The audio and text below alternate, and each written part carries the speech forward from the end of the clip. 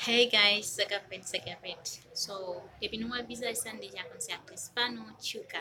So, kon ya la me Haiti nan mouman sa la ma pala ven nou la, mwen la ka ou matant mwen la. So, yer vweti, mwen tal wè gan mwen matin la mwen entre nan vil. Nan vil la, mwen la ka ou matant mwen, so kon ya mga rentre pou mwen. Guys, so mwen kontan te wè gan mwen. Son plezil te pou mwen, paske, wow, enfin, guys. So, ni ase kon sa mwen gale, wal pou kon sa, guys.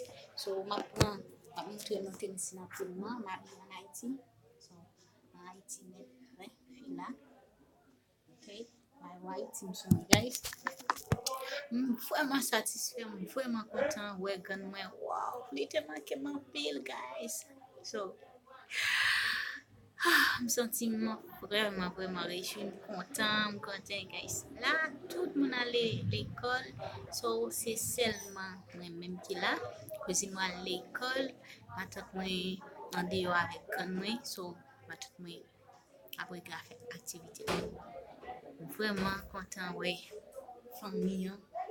C'est comme ça, guys, c'est comme ça. Je me sens fière de ce que moi haïtienne. So, je suis tellement fière, ouais. M'acheter ma ça tout exprès, me dit quand m'rive Haïti pour mettre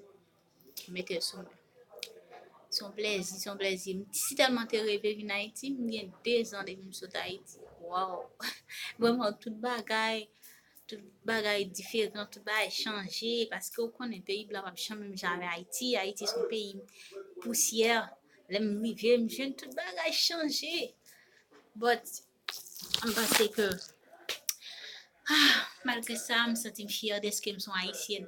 Guys, nous-mêmes qui beaucoup abonnés channel Chuka officiel là ou bien Chuka la dominant, m'a dit profiter faire ça. So, Chuka travaille pour vous, Chuka gagne pile surprise, plein surprise. Li pral faire pour pendant 10 jours ça ou là pral gain bagay guys. So,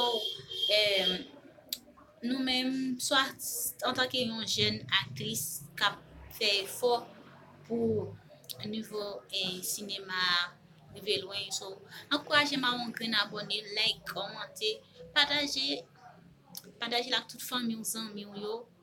Pour pas regretter guys parce que demain si Dieu veut moi-même un artiste ou même tout cas des artiste nous chaque grand talent la caille nous so c'est ou même pour chercher développer talent guys ok so bah c'est que content ça m'a nous bisous pour les filles pache pour les gars bye bye n'a pour l'autre fois nous l'autre prochaine vidéo. Mouah.